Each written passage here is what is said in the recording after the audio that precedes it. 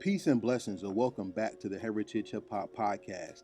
This episode is part two of our sit down with Doggie Diamonds, the interview king, the voice of ForbesDVD.com, DoggieDiamondsTV.com, and the No Filter Podcast, which is available everywhere on all streaming networks.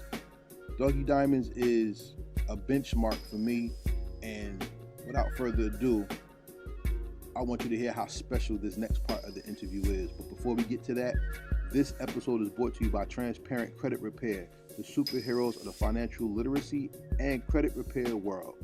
Life does not have to be stimulus check to stimulus check or about debt. If you're looking to repair your credit, come out of debt, and have some extra money in your pocket, please contact Transparent Credit Repair at www.transparentcreditrepair.com, or you can call them at 862-250-5122. Now, without further ado, let's get back to this classic interview, and I'll come back with the rest of my commentary.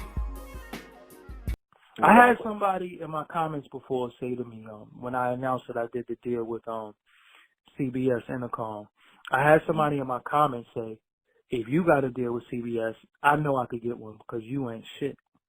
That's crazy. That was just, yeah, but this is the mentality of our people. But that's how you know what you I'm made it right there. That's the sick shit about that is that's when you know you made it. But not to take away from what you said. What you said was very vital because it actually made me want to think about another question. You talked about MREC. You talked about him a couple of times, and salute to MREC because I want to interview him as well.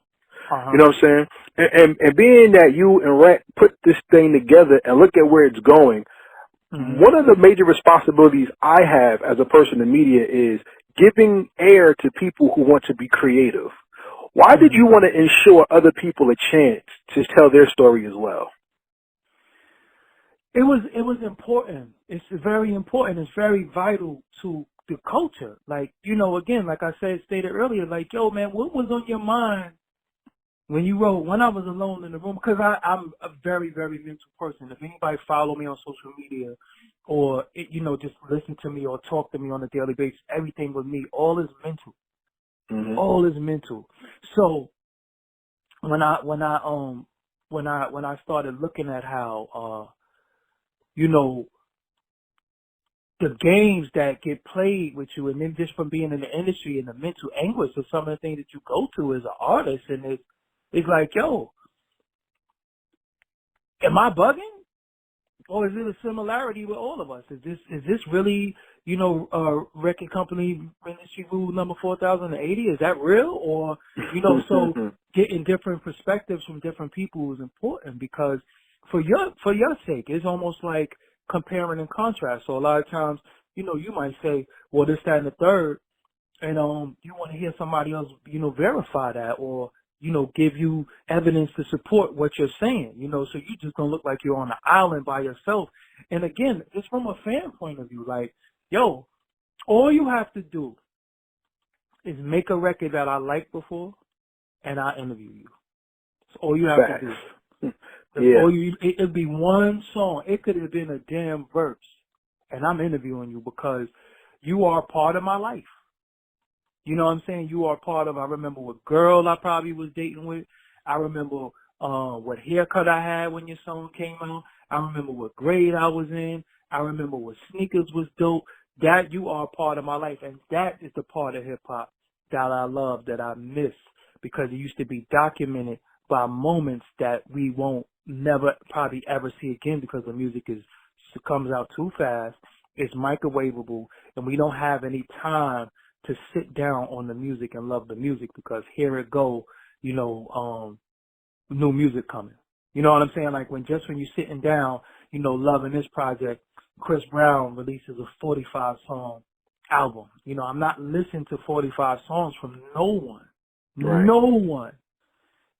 Greatest hits be 45 songs and we don't even listen to them. You know what I'm saying? So it's like, and everything is based off of social media now. Like these people are more known for their tweets and their Instagrams than they are. You forget, you be like, oh damn, they sing? I didn't even know they sing. You know what I'm saying? Like, oh damn, I didn't even know they was a singer. Right. So when you see people like what's her name?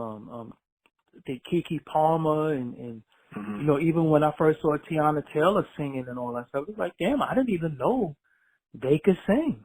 You know what I'm saying? I didn't even know Amanda Seales could sing. You know, it's just they're more of a personality than they are. And that's the part of the game that's just like crazy. But and then at the same time, in their defense, you almost have to do more because again, nobody cares about the culture anymore. It's a few of us. And it's definitely not in America. I think people care about the culture. I just don't think that in the States, I don't think nobody cares about it anymore. I think it's not mainstream. yeah, it's Right. not. Yes, if it's not mainstream, if you don't have a blue check, if you're not doing this, you're not doing that. Everybody like, man, whatever. You know what I'm saying? Yeah. It's sometimes I do interviews and I say, yo, I see people say, yo, I need cliff notes. Who did he go in on? Or he ain't go in on nobody? Or I'm not watching this for 45 minutes. You know what I'm saying? Right. Like with this interview right here, I believe, you know, this is a good interview. I believe that we giving out vital information. We're talking, you know, we just having more like a conversation we building. But if I don't get on here and diss somebody or talk smack about somebody, it's not a good interview to people. Yeah, and that's bullshit. Pardon my Yeah, and language. that's what. No, it's real. No, I mean, it's your platform, so you can curse. I just try not to curse on mine, just for marketing purposes. But No, I'm trying to get there too, but yeah, some things like with me, some things really get me angry, and I don't think I take it to heart, but it's real. There's no other word that you can describe that with but bullshit. You know what I'm saying? Yeah, bullshit. yeah. You know what I'm saying? So it is what it is. So at the same time, it's like, you know, we doing all we can to give people this hip hop thing to preserve it because we know that, yo, man, time ticking. This thing about to be over. And when I say over, hip hop will never die. But the hip hop culture that we know and love, yo, it's going to change again. Yeah, it's definitely not local. It's definitely not where we're at.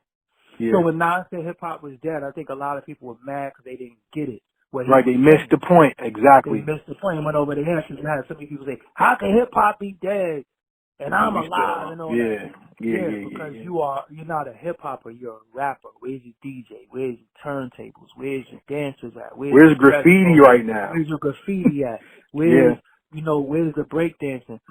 Those is hip hop. So that part of hip hop is dead, is gone. Yeah. And then when you have people who doing it, motherfuckers be looking at them like, yo, this nigga breakdancing. You know like what are you doing? Yeah, what are you doing? Like, yo, did you really just, he just did a backspin. I remember, Common got down and did a windmill one day. And I was like, yo, he can windmill. Like, I was so, like, he was going excited. crazy. Like, yo, he can windmill. You know what I'm saying? Like, it was so crazy to me, you know what I'm saying? But the other people was like, man, Common wilding. He wild out. I remember Jada did the same thing, and people was like, I was like, oh, Jada can really, like, he upstepping and shit, like, you know what I'm saying? Other people like, what's Jada doing? I'm like, yo, it's breaking, bro, like, you know. Yo, that was you know why? 'Cause I could not windmill. So when I seen people windmill, yo, you get like 21 gun salutes for me, like, 'cause that's just me in a nutshell. Like, anything that somebody does that I can't do or I strive to do, I don't get jealous. I don't get mad. I don't have hate in my. I be like, yo, Jada. I'm like, yo, because when I saw that, did you bring that up? When I saw that, I thought that was camera tricks. I'm like, yo, did he really just get down to breakdance? Word. Like, that's the culture right there. You know what I'm saying? That's a part of the culture. Not saying that, you got to break all the time. We're not saying none of that. But damn, he know the elements. He know the origin of the game, and that's very, very vital and important, especially for the young ones that's coming up.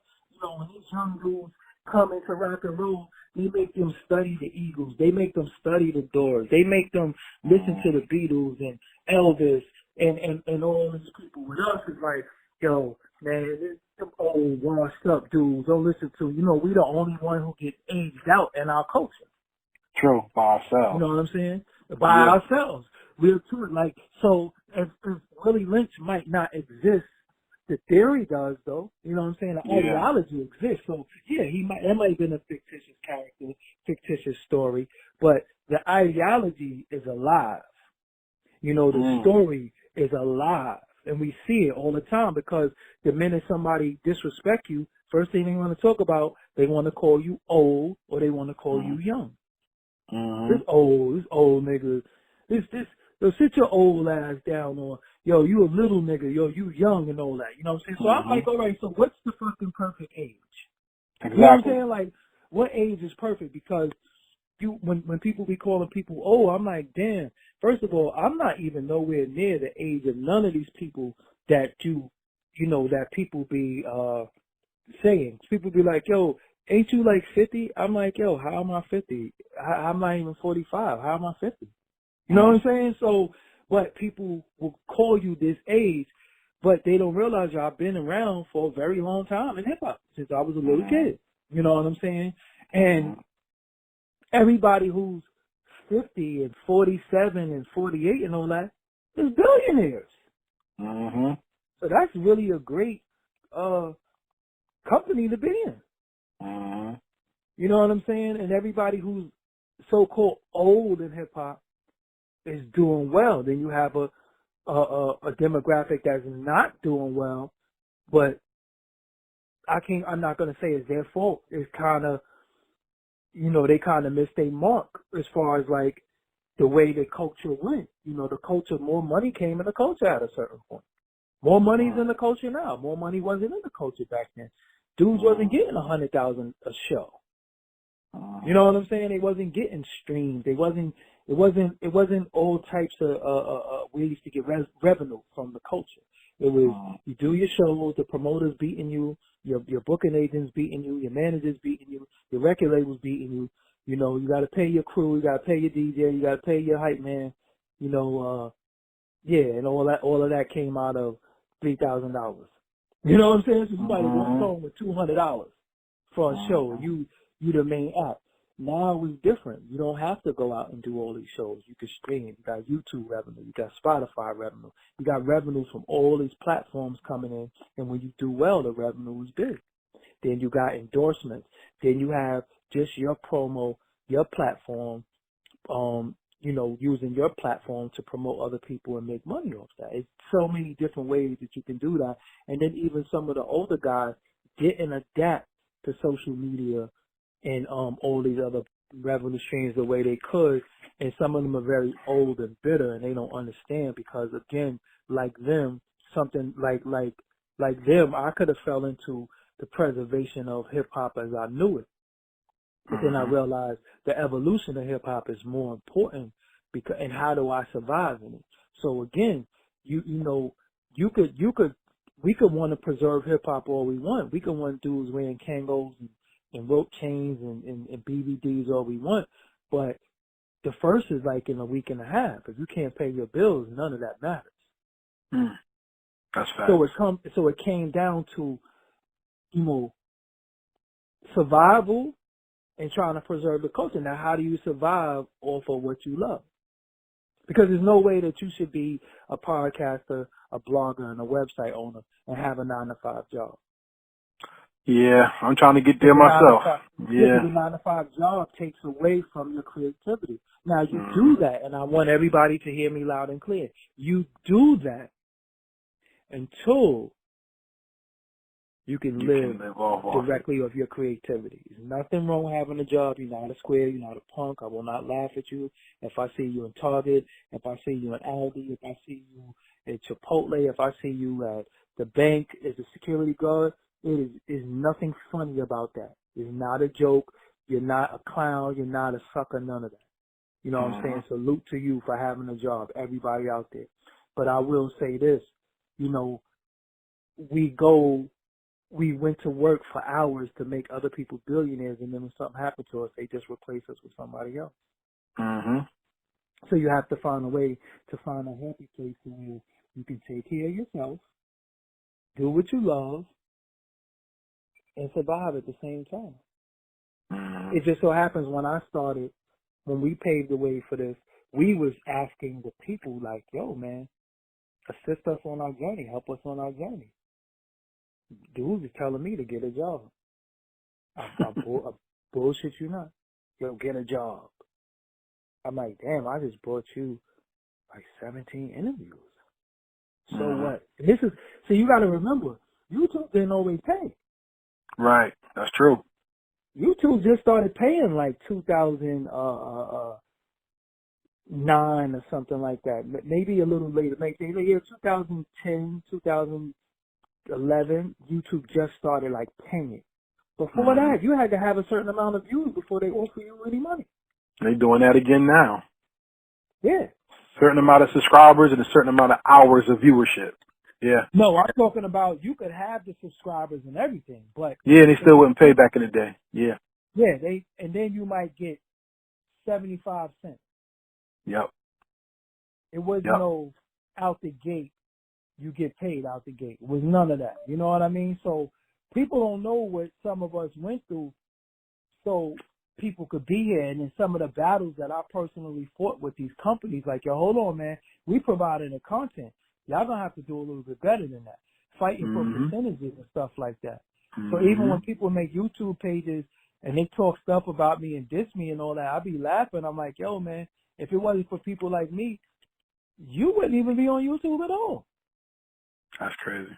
Because you follow me, you follow my blueprint, to me, that I was one of the people you was looking at. Cut it out. It's nothing wrong with that. And that don't make me greater than you. That don't make none of that. But that's fine. Yeah. You know what we're going to do? We're going to stop that right here. And I want you to plug your platform and your social media so everybody can know when there's where to follow you and where to get your great content. Most important, I have a YouTube and I have my podcast is audio, and it's the YouTube is sometimes a little different because everything on YouTube is not a podcast. Sometimes I just have videos of random things. But Doggie Diamonds TV is the YouTube. Doggie Diamonds No Filter is the podcast. And the main place that you get the podcast is on iTunes or Spotify. Doggie Diamonds TV is the YouTube. But Doggie Diamonds No Filter, some of the videos do come on YouTube, but don't depend on hearing the whole video on YouTube. Just go get the audio on iTunes and Spotify. I'm also on social media, Doggie Diamonds, and everything is spelled DOGGIEDIMONDS. I almost didn't know how to spell my name, but Doggie Diamonds with the S and DOGGIE. No DOGGY, no DIA, no Z at the end. So Doggie Diamonds with DOGGIE. And everything will come up. You just put my name. I know people say Google me and it sound cute and all that, but if you Google me, everything will come up. I'm on every social media platform it is of your choice. If you on Instagram, I'm on there. I do respond to people. I do correspond with people via DM or whatever.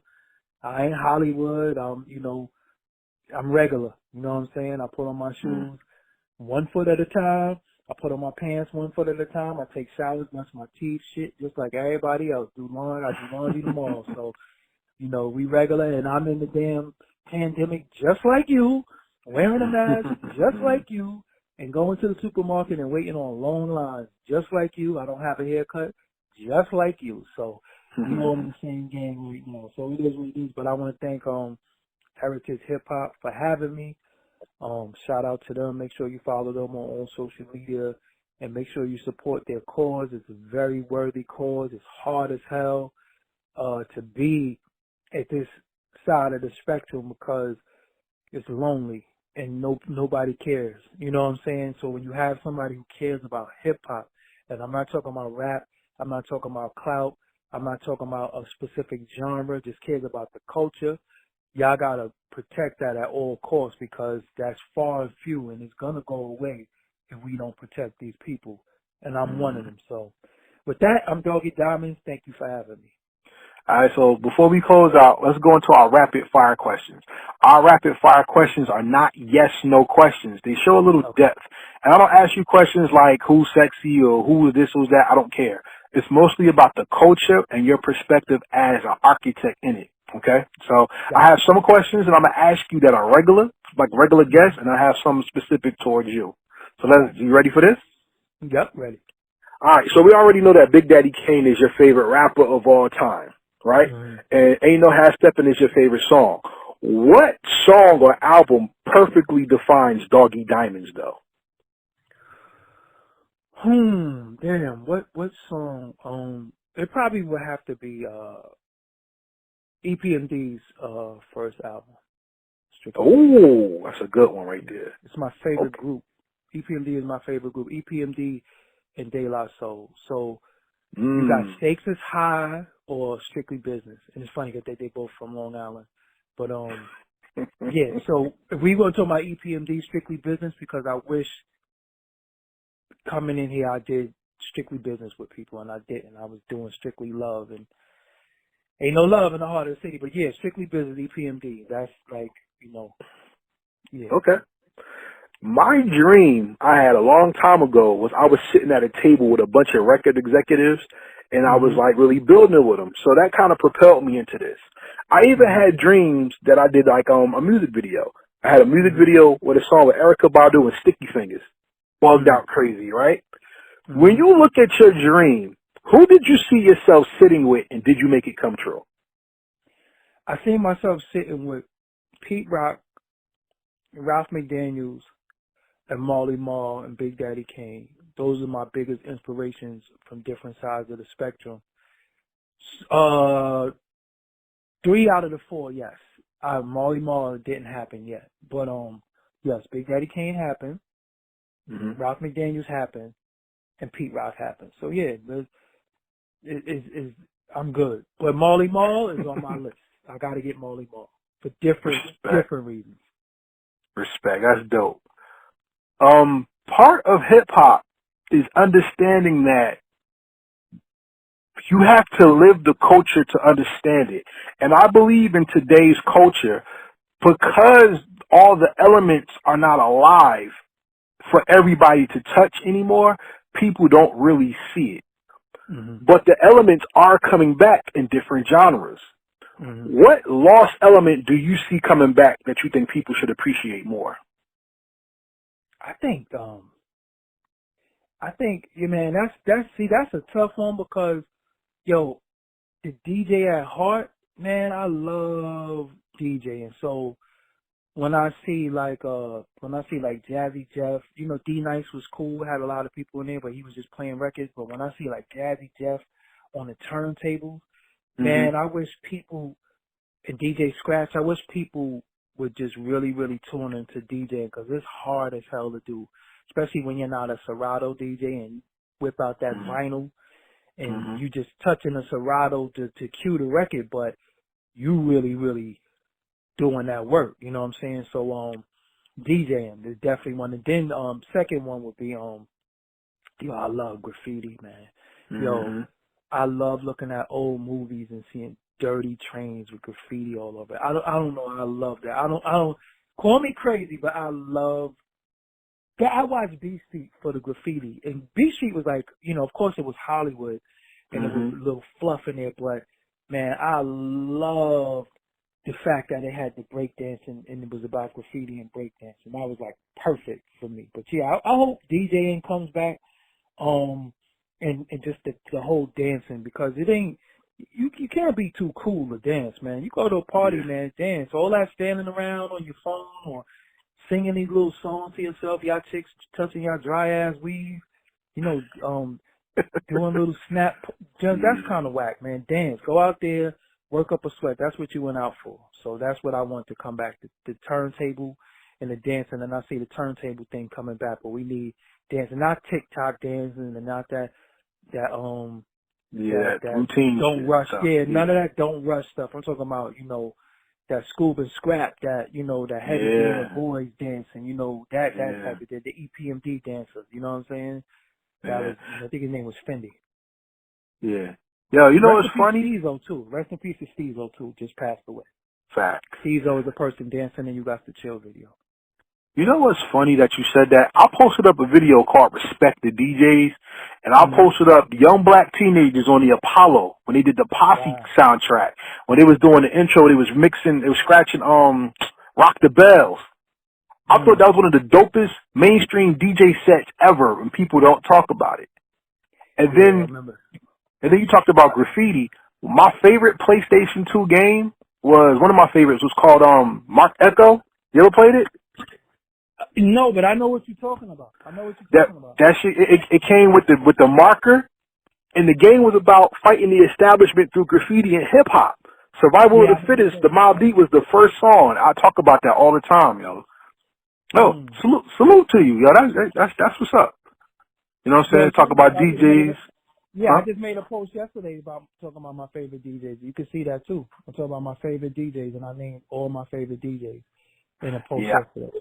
yeah. I gotta look at that. Shout out to DJ Cheese at Plainfield, New Jersey. Let's put that out there. You know what I'm saying? Okay. So my next question is, when it comes to hip hop, the remix is one of the staples of hip hop that is kind of coming back, but not the way it was. Where people will Mm-hmm. either change the beat or add other MCs to make the song better. I want to ask you, what's the best remix in hip hop history to you? I love Jamal Faze More remix by Pete Rock. I All right, love Molly G. All right. I love Jamal Faze More remix by Pete Rock. Any Pete Rock remix is incredible to me. But the Scenario remix, whoa. Oh yeah, that's raw. Yeah, Whoa. Kid Hood, rest in peace, yo. Different. Yeah. Yeah, different. So that's probably the best remix ever. But I love Jamal Faze More remix, and I even love Pete Rock the Prophet remix too. Jay Yeah. with the Damager. Yep. I love Yeah. Yeah. I remember when Yo, J. Will moved to my neighborhood. Yep. that's crazy. You know what's crazy? What you said just bugs me out because the other day I was at my man's house and I had to download it because like I lost my copy. Pete Rock remix is the Public Enemy. Damn Night Train and the damn Shut Him Down. Like I needed that. You know what I'm saying? Yeah. Shut them down. See, That, when we start talking about that, that's like next level. People ain't ready for that. Like that goes without saying so much. Like for real, like Shut 'Em Down remix is that's God level stuff. Like yeah. people ain't even ready for that. When I interviewed him, I asked him about that. You know what I'm saying? Like that's so people won't even get what took place on that song. Yeah. Way the Yeah. horns came in one speaker and came out the other. People have Yeah. no clue what was Yeah. going on in that record. Now, this People is have like one of my favorite interviews. Thank you so much. This Yeah, is yeah. dope. People have no clue what happened with that Pete Rock record. That record is different. You know what I'm Yeah. saying? Yeah. And I just remember, remember I'm a DJ, so I love cutting the records, but then I'm also trying to make beats. So Pete Mm-hmm. Rock was a DJ, incredible DJ too. People don't realize Pete Rock was an incredible DJ on BLS. Mm-hmm. People don't know that. He played on WBLS and was a producer. You know what I'm saying? So it's like, damn, this dude is like the perfect guy. You know what I'm saying? Like the perfect guy to pattern myself after, as well as Marley Marl. You know what I'm saying? So it's like, and all of us truthfully are like Marley's babies. You know what I'm saying? Like we're all from the house that Marley Marl built. You know what Yeah. I'm saying? Yeah. Everybody, So, yeah. Mm. So Ralph McDaniels is the personification of the legacy of the recording of hip hop from the Mhm. street level to the house. Yeah.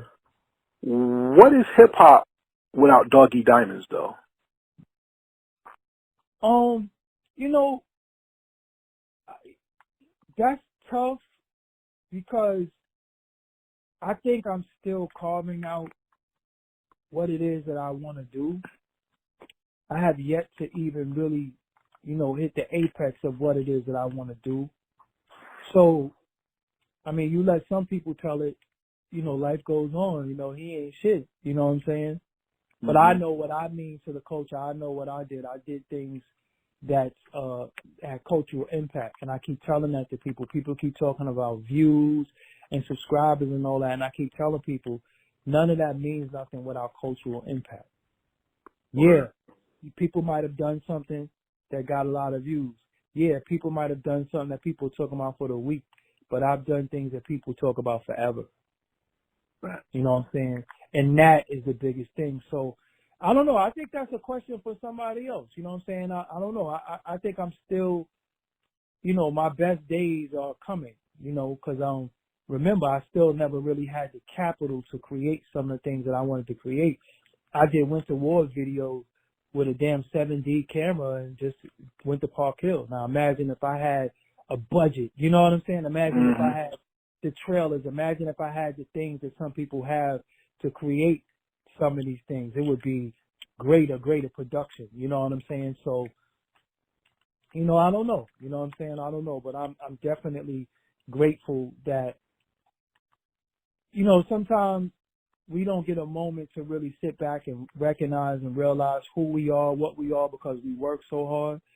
But I'm just grateful, that people even know my name. Like, I didn't even really think I was going to live this long. You know what I'm saying? Honestly, like, I really, used to think I was going to get killed. I used to always think, I was going to be in jail forever. You know what I'm saying? I used to prep my mind to go to jail forever because I used to just always think to solve everything with violence. And I'd be like, yo, if this person play with me, I'll kill him. You know what I'm saying? Like, I just had a real warped mind, and hip hop and music really, really saved me because it made me calm down and just focus on something. So if nothing else, hip hop did more for me than I ever did for hip hop. You know what I'm saying? Because it helped me calm the hell down, and it helped me stay in the house. Ralph McDaniels had me going in the house every day to watch his show. You know what I'm saying? That's deep. No teen, preteen at the time is going to go in the house to watch anything that's not like some stupid stuff. You know what I'm saying? We going in the house. This is the only way we might see this new Big Daddy Kane video or this EPMD video is on Ralph McDaniels. So, you got to appreciate it. I remember seeing the Big Payback video with Eazy-E in it. You know what I'm saying? That's why I love my Eric Sermon interview because, EPMD is my favorite group. I'm interviewing Eric Sermon. You know what I'm saying? Like, again, this moment in this that is big for me that people, it ain't big for them, but it's more for me. You know what I'm saying? Like, it's more for me. Like, yo, I'm interviewing this is E double.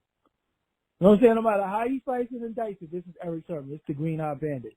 He's sitting down with me, and then it's a point in the interview in part 2, he says, yo, for every artist out there, if you're not doing an interview with Doggie Diamonds, you're doing yourself a disservice.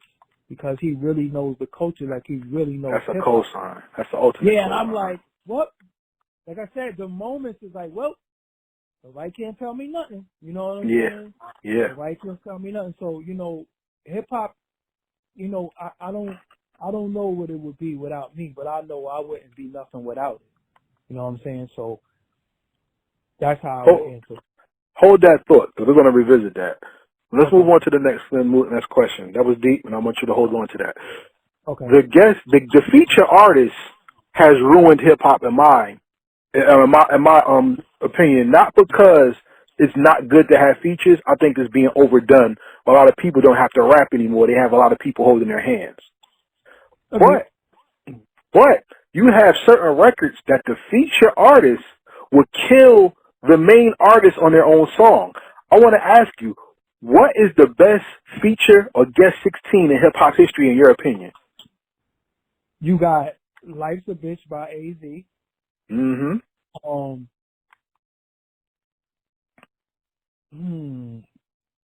You got I used to love Knick Knack Paddywhack by EPMD. When I first heard K-Soul, I was like, who is that? Yeah. But when you say the best, most monumental, feature verse would definitely be Life's a Bitch by AZ. Like, Nas, like, yo, everybody's like, yo, who is this dude? You know what I'm saying? Like, that was just like, yo, I just did, I barely knew who Nas was. We keep it real, we barely knew who he was. But then he got this other dude that's, yo, who, is this a grown man or a little kid? Like, why is his voice like that? Yeah. You know what I'm saying? So it was like, yo, that was just crazy. So Life's a Bitch. And then, you could go back to Nas and go, people loved Live at the Barbecue. That was cool with me, but I loved Back to the Grill Again. I thought that was Yeah. You know what I'm saying? I thought I thought Live at the Barbecue, you know, I might get stoned for this, but whatever. I thought Live at the Barbecue was kind of like a little book baggy, rapidy rap, junk in the trunk, bump in the rump. You know what I'm saying? It was regular to you? Nah, it wasn't that, but it was just like, it wasn't street. Like, I shoot slugs from my brains just like a rifle, you know, when you know, I don't know, that sounded like book bag to me. You know what I'm saying? Okay. Like, what we consider to be as it's dope, but it wasn't that Nas that became like this street poet. That was more of like a lyrical, you know, that, you know, step into the realms of chaos rap. You know what I'm saying? I never liked that. I never liked that type of rap. Okay. You know what I'm saying? So when he said, you know, finesse, keep the tech nine in my dresser, lyrical professor, keep you under pressure. His flow, he never rhymed like that again too, mind you. Nas never rhymed in that flow ever again. Mm-hmm. On no record. You know what I'm saying? So it was just like, that was just so ill to me. You know what I'm saying? That was just ill to me. So I love that. But I would go with Life's a Bitch over everything though. Okay, that's dope.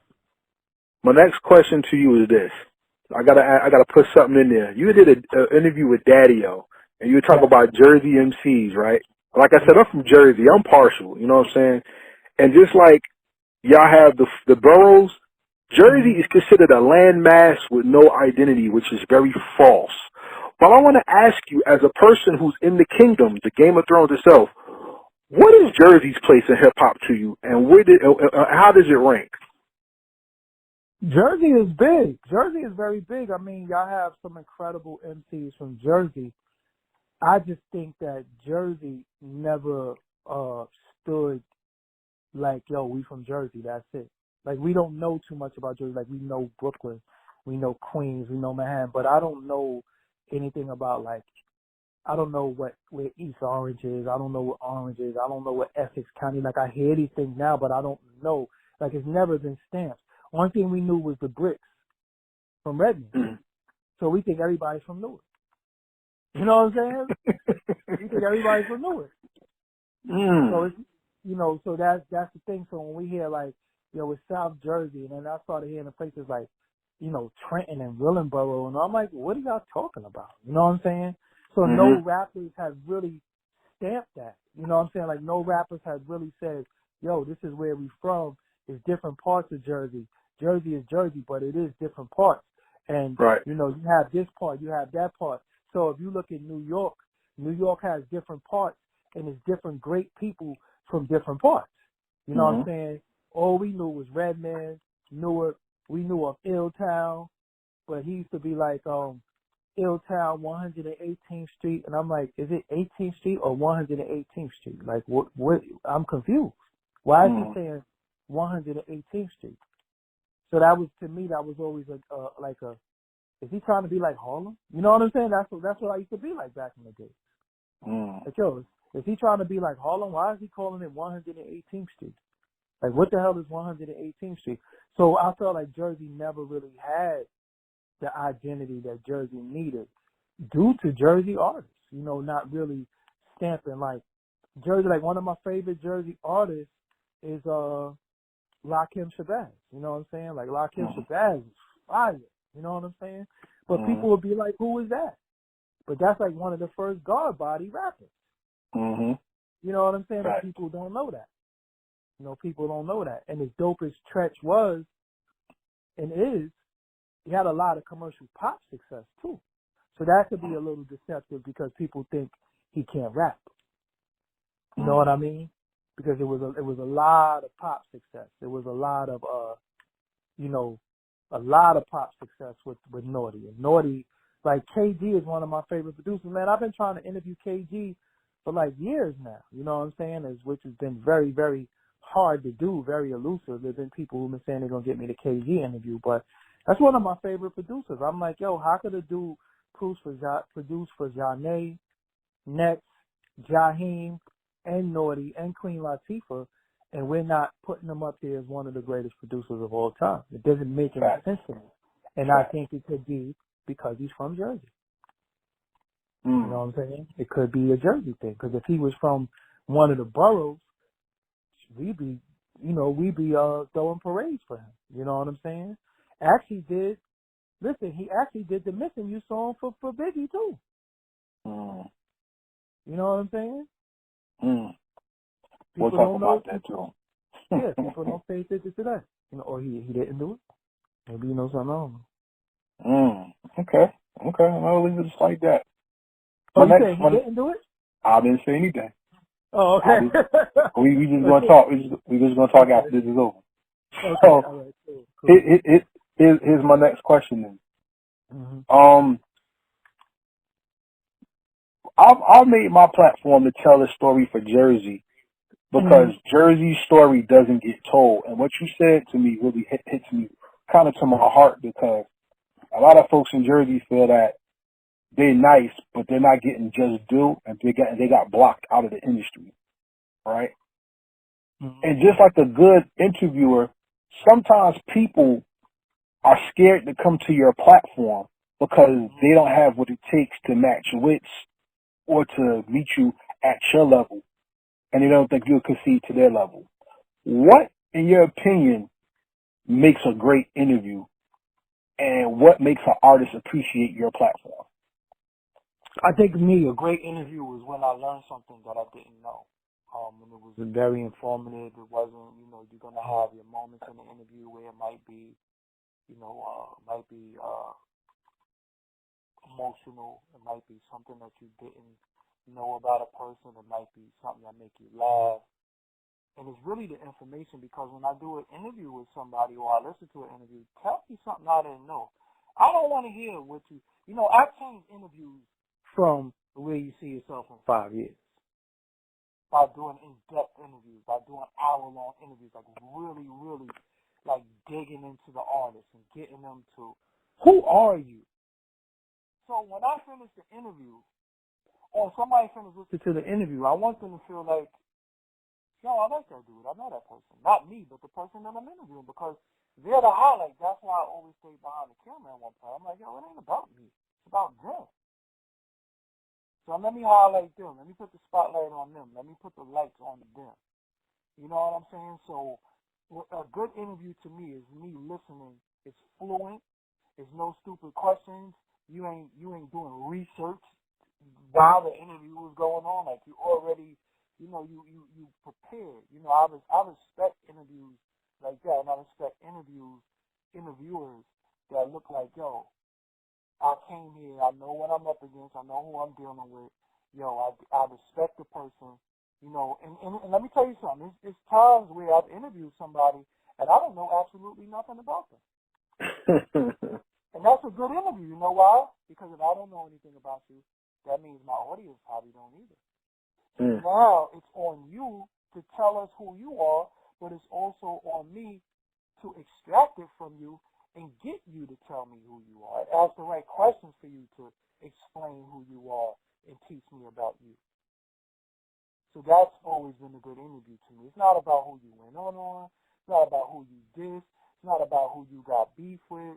It's not about who you cursed out, who you hated, who stole money from you, who blackballed you, because people, that's what a lot of this stuff has become. It became like, yo, if it ain't no smut, it ain't even worth listening to. You know what I'm saying? That's what I hate. Like I said, my Eric Sermon interview, I love it. I wish that interview had like 70 million views. It was like, yo man, so much information that we taught people in that interview. And it only got like 50,000 views. And I'm like, damn man, y'all sleeping. But I get it. Yeah. I didn't sensationalize it enough. It wasn't, and it's funny though, because it got to 50,000 views because I changed the title. I went back and changed the title of the interview to make it maybe a little bit more spicier, maybe a little bit more juicier, maybe a little bit more appealing to people, which I shouldn't have had to do because, it was a good interview whether I had that title or not. Right. Facts. It was a great interview, so. Yeah, exactly. Again, we're in a time where we're doing this thing. We have to survive. You know what I'm saying? We have to survive. We want to create content at a certain level. If we're not doing certain things, we're not going to survive. This is a market. I know what I love. I know what I want to see. I know what's great to me. But at the same time, if you're not doing these things, these numbers is coming back and everybody's judging it off these numbers. And even if the numbers are fake, people are still saying, yo, you're not doing these numbers. Right. You know what I'm saying? Right. The people are still saying, yo, you're not doing these numbers. So that's what it's all about. I got 3 more questions, and then we're going to close out. It would be very irresponsible of me to ask you about a woman MC, because women have carried the torch in hip-hop just as long as hip-hop was created. Whether you look at Debbie D, Us Girls, you look at Cyrock, you look at the mainstream, like Queen Latifah, MC Light, et cetera, everybody always, they see the woman, but they don't acknowledge the woman. What woman do you think impacted hip-hop the most in any standpoint, and why? That's a 2-part question because it's 2 people for different reasons. I think Roxanne Shante, because she came in, she was cursing. You know what I'm saying? Like, hey, girls ain't supposed to say that. But she came in the vein of Millie Jackson. She was cursing, but she didn't say nothing about, you know, my box this, you know, you could put this, you know, and then Little Kim. Because when Little Kim came out, it was like, what she just say? Yeah. Like, oh wow, like this is like, wow. You know what I'm saying? Like, yo, is she supposed to even be saying that?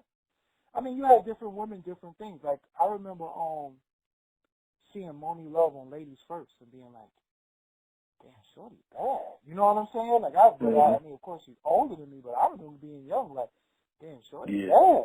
Yeah. You know what I'm saying? Like, damn, she looked good. You know what I'm saying? So that was like, that just meant a lot, just seeing her, you know, it was like, wow. You know what I'm saying? Like, yo, homegirl, you know, the short hair and all that, you know, this was pre-Halle Berry and all that. You know what I'm saying? So she had the short hair. Then you hear her talk, because she had the, you know, the accent and all that, and she was thick. So it was like, yo, so it was different things, you know. Believe it or not,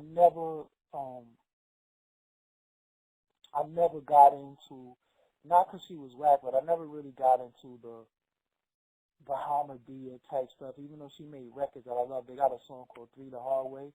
Classic. Love that record. That beat is like one of my favorite Premier beats, but I never really got into the Bahamadia thing. I never really got into the Heather B thing. You know what I'm saying? I never really got into it, even though they got songs I like. But I never was like, yo, I got to get this Heather B album. You know what I'm saying? Like, yo, Heather B is coming out. I got to get it. You know, it was just, and it was more of an image thing. I think maybe because I saw her in the real world. And then it was like, oh, she's a rapper. You know, because at one point, you know, that was hurting people. Now, they going on the TV to help them. So, you know, to a certain extent, got to put some respect on Heather B name because she paved the way for that. You know what I'm saying? That's She's true. like one of the first people on TV and you know, doing music after that. You know what I'm saying? Mm-hmm. But yeah, so I never got into that. I never liked Miss Melody. You know what I'm saying? Like, and it wasn't because they was whack. It's just like, man, whatever. You know, You just couldn't relate. It wasn't that. It just, I don't want a project from you. See, sometimes people can make a good song, but that don't mean I want an album from it. It's almost like, I remember being young and hearing Father MC. I never heard a Father MC album. Right, me I had neither. good records. I had classic records, but I never heard an album. Right. You know what I'm saying? I don't even know if he ever made an album, truthfully. I know he had classic songs, but, you know, so that's what it was with me and these people. It took a lot to just really want to hear a project from them. Mm-hmm. You know, the first albums we were listening to was like Little Kim album. You know what I'm saying? Like, we wasn't listening, because I had Queen Latifah. Remember, the women wasn't even making albums. Mm-hmm. They wasn't. You know what I'm saying? It wasn't too many women who made albums. It was in spurts, guest verses, you know, but it wasn't too many women who had albums. I think Little Kim and like Foxy was like the first one to make multiple albums as solo women. You know what I'm saying? Lauryn Hill made one album. People don't pay attention to that, but she only made one album. Of course, she made the Unplugged, but technically, she only made one studio album. Mm-hmm. And she's revered as one of the greatest, but she only made one album. You know what I'm saying? I don't take away from her being dope to me, but she only made one album. So is it fair to say Lauryn Hill is one of the greats and one of the best, and you got people who made multiple albums and she only made one album? She's really just competing with herself. Yeah. You know what I'm saying? She did something that was great, and then that was it. You know, and you know, when we start dealing with legacy and people who've been around for a while, you know, it's not, because I be saying that too. It's like, you know, people will be comparing me to people, and I'm like, damn, this dude haven't even been on for the most. How do he get compared to me? You know what I'm saying? I'm like, damn, I've been putting it in for a minute, and he automatically get compared to me. Like, damn, that's kind of whack. You know yeah, that's the microwave generation. Yeah, right. It is what it is. All right. So the second to last question I'm gonna ask you is this: hip hop has generations. And to me, it's unfair for us to always hold the younger generation to our standard as we were unfairly held to the standard that was above us. Because I remember when people said, I don't want to listen to Nas. He's not my generation. He's whack. I like what I like, which is unfair. I don't want him to say right. Right. And then you got the people from the younger generation saying, well, I don't want to hear LL Cool J. I like Jay-Z. Jay-Z's better. And we had the Jay-Z LL talk, right? And the reason why I say that is because hip-hop does not have a golden era. Hip-hop has a couple of golden eras. There's a lot of eras in hip-hop, and whenever you got into your pocket, that's where your golden era will lie. I want to ask you, what is your golden era, and how do you define that era? It was two. It definitely was the 90s. But you had different types of 90s. You had the 90s of the you know, the Onyx 90s. But then you had the emergence of the West Coast. But then you had like the bad boy era. You know what I'm saying? It's not the same. It's really not the same. You know what I'm saying? You have different eras of hip hop, and then now you got an era where, you know, I like the upstate movement. I like the upstate rappers. You know what I'm saying? I like the 38 Special. I like the Little Ito. I like the Benny the Butcher. I like the West Side Gun. I like the Conways. You know, I like that. You know what I'm saying? So that's another era coming in that I don't think that we foresaw. You know what I'm saying? That's another era. But I think the era of my favorite era would be probably from like 86 to about 94. But that's still not even in the same era. That's different era. Yeah, it is. Because even that Lord Finesse pocket is a little part of that, and people don't even talk about Lord Finesse enough. You know? Yeah, I think he didn't do enough as a solo MC. He did a lot, but he didn't do enough as a solo MC. But Lord Finesse was also a producer. Lord Finesse is also an incredible DJ, believe it or not, too. Yeah, your phone breaking up a little bit. Oh, that's my bad. Yeah. Lord Finesse is also an incredible DJ, also. Yeah. So I got him listed as one of my last, second to last Instagram posts. He's listed as one of my favorite DJs. Yeah. People be like, huh? Yeah, you know what I'm saying? Lord Finesse on the tour bus is the first time I heard Big L. Yeah. Playing a tape. Yeah, he was playing a tape, and he had a kid named Big L with him. And he had a kid named Andre the Giant. And I was like, Andre the Giant? Like, huh? His name is Andre the Giant? like the 7'5" dude from France? Like, you know, it was the first time I heard them. The first time I met Buck Wild. Yeah. First time I met OC. Everybody was on the tour bus. You know what I'm saying? So that's, you know, some of my eras and some of my experiences of hip hop early on is like, man, priceless. You know what I'm saying? Being 15 years old, being on a tour, like, wow. You know what I'm saying? Like, wow. Yeah. That's dope. Yeah. Wow, that's so dope. So before we go to the last question, everybody that's listening, make sure you tune in to Doggie Diamonds TV. You go to ForbesDVD.com, FORBEZ DVD.com. I visit there every day. One of my favorite sites. And shout out to MREC TV. That's also on Instagram. But Doggie Diamonds, No Filter, one of the best podcasts you could hear. This gentleman that you hear is one of my inspirations. And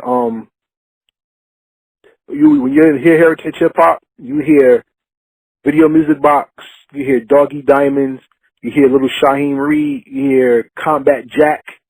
This all is where I got a lot of my inspiration from, besides Larry King Live and things like that. And I like the depth of a person, not just their beats. So salute to Doggie Diamonds. Make sure you support Doggie Diamonds. Get you a T-shirt.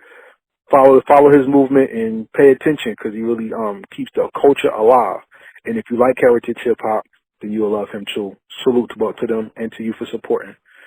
So this is the last question of the interview, and it's the most important question I ask on everybody's first interview. So with me saying that, you're always welcome to come back. I mean, I hope to do more business with you in the future. I hope to meet you one day, because I would like to shake your hand and give you the appreciation as I do other people I respect. You know what I'm saying?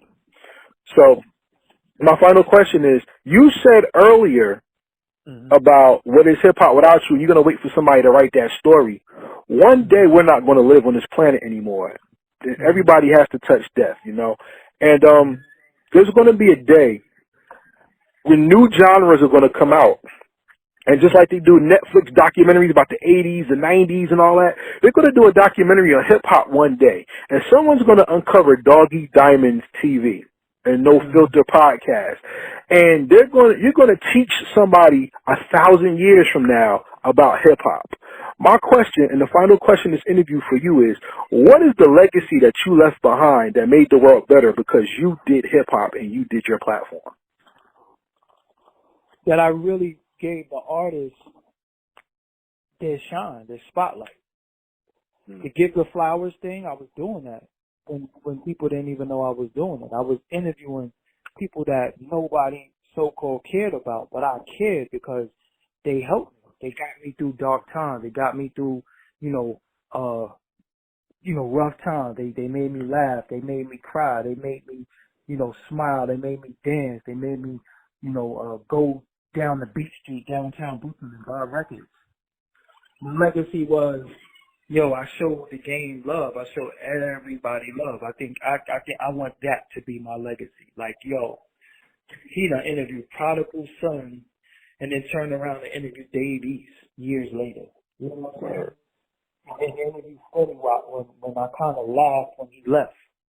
You know what I'm saying? Like, I laughed like, damn, like he was cool, but he ain't gonna make it. And then 2 weeks later, his song is #1 on Billboard. Yeah. You understand what I'm saying? So legacy like that, and it's like, man, I did videos with Wu-Tang. I did videos with Papoose. I did videos with Jadakiss, Ransom. I directed these videos. So legacy is not really what I say, it's what I did. You know what I'm saying? So when people see my name attached to certain things, and even executive producing podcasts out that people love, and they don't even realize that it's my show, but it's not on my platform per se. It's on another platform that's still my platform, but they don't know that because I don't advertise that. You know what I'm saying? So it's different things. So if we isn't buried in a time capsule, and I come up one day, I know they always gonna go back to that Max B interview though. That Max B interview is forever, ever, ever, ever, ever. Like, we couldn't escape that if we wanted to. You know what I'm saying? That's always gonna be revered, probably is.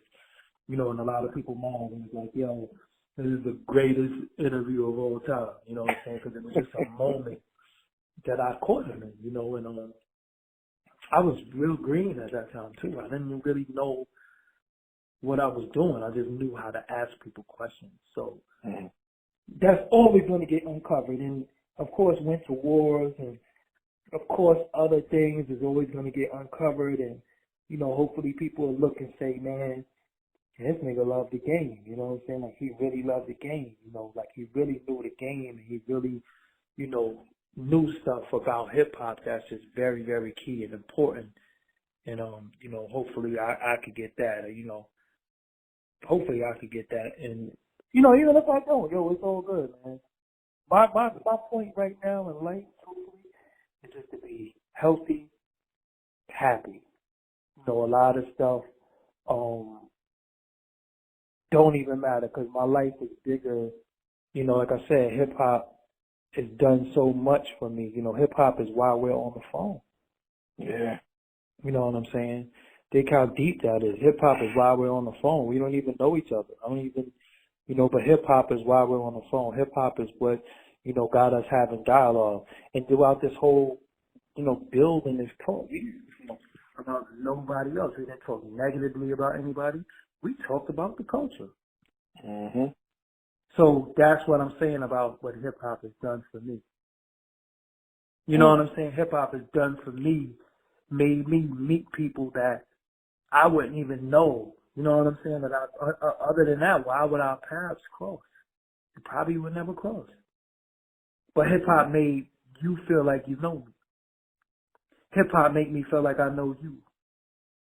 You know what I'm saying? To where we'll have more dialogue, and we'll talk again, and we'll do business, and we'll meet, and all this, all via hip-hop. So that's what I'm saying, what hip-hop did for me.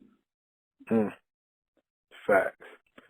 So with that being said, everybody out there listening, go support Doggie Diamonds TV, go support No Filter, and continue to support Heritage Hip Hop. And look, we ain't into that corny, phony business. You can support us both. You don't have to choose either or. Hip hop is about life, and you love your life like you love your hip hop. You take care of it, you nurture it, you grow it, and you share it. So hopefully you got some jewels from us. Make sure you pay attention and support. To everybody out there, we say peace, and we out. And I'll be back. Once again, thank you for listening to this episode of the Heritage Hip Hop Podcast. Before we go, this was an honor and a blessing to be able to talk to someone who is inspiring or who inspires me daily. Unfortunately, in hip hop culture, a lot of people do not pay homage. And if you look at Drink Champs, Nori always talks about giving people their flowers while they're still around, which is very important because that shows humility and it shows the willingness to learn and to elevate. So for everybody out there who's listening to this, if you have someone who teaches you and inspires you, honor them so it could be paid forward to the generation that comes next, because paying homage and showing appreciation is a lost art, not only in hip-hop, but in civility. In our civilization, our society right now lacks that. With that, I want to give support to everybody out there marching, protesting for injustice so we could pay it forward to the people who fought for civil rights, human rights, and living rights from the 40s, 50s, 60s, and before.